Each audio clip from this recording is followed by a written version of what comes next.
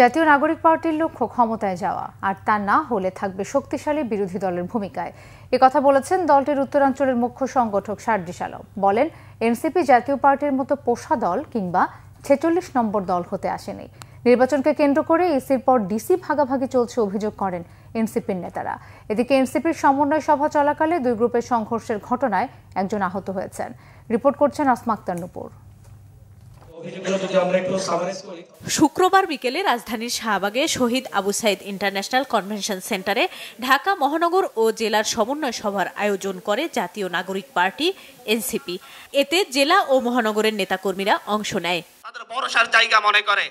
সভায় নেতাকর্মীদের দিক নির্দেশনা দিয়ে দলটির উত্তরাঞ্চলের সংগঠক বলেন, ২৪-এর গণ অভ্যুত্থানের সময় আওয়ামী লীগের কোনো কর্মকাণ্ডের সাথে জড়িত ছিল এমন কেউ এনসিপির আহ্বায়ক কমিটিতে থাকতে পারবে না। দেশের প্রতিটি প্রতিষ্ঠান বড় দুটি দল ভাগ করে নিয়েছে বলে অভিযোগ নেতাদের। যেসব দেশপ্রেমিক সেনাবাহিনী দেশের জন্য, জাতির জন্য রাস্তায় নেমে এসছে, সেই দেশপ্রেমিক সেনাবাহিনীদের কলঙ্ক মুক্ত হওয়ার সুযোগ আসছে। আবার যদি ক্যান্টনমেন্টে বসে আবার বাংলাদেশকে পিছিয়ে দেওয়ার ষড়যন্ত্র করা হয়, আমাদেরকে আপনারা দাবায় রাখতে পারবেন না। জাতীয় নাগরিক পার্টি এনসিপি বাংলাদেশে ৪৬ নম্বর রাজনৈতিক দল হইতে আসে নাই। আমরা হয় জনগণের হয়ে সরকারি দল হিসেবে সংসদে প্রতিনিধিত্ব করব, না হয় শক্তিশালী বিরোধী দল হব।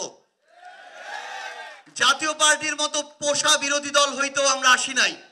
জাতীয় পার্টি আওয়ামী লীগের দোসর এখনও বাংলাদেশের বিরুদ্ধে অবস্থান নিতে চায় বলে অভিযোগ এনসিপি নেতাদের।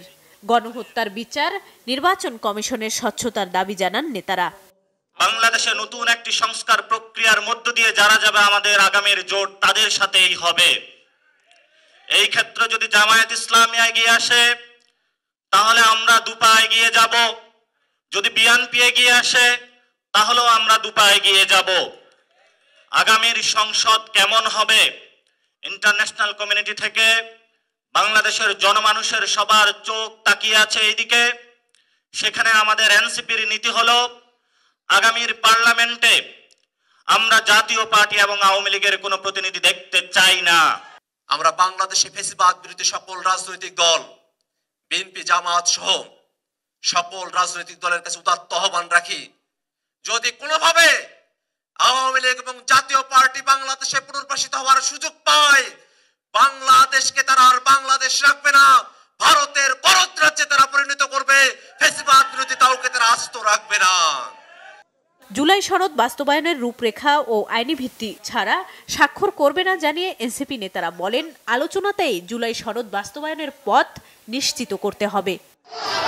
এদিকে সমন্বয় সভা চলাকালে এনসিপির দুই গ্রুপের মধ্যে সংঘর্ষের ঘটনা ঘটেছে। এতে একজন আহত হয়েছেন। আসমা আক্তার নূপুর, বাংলাভিশন, ঢাকা।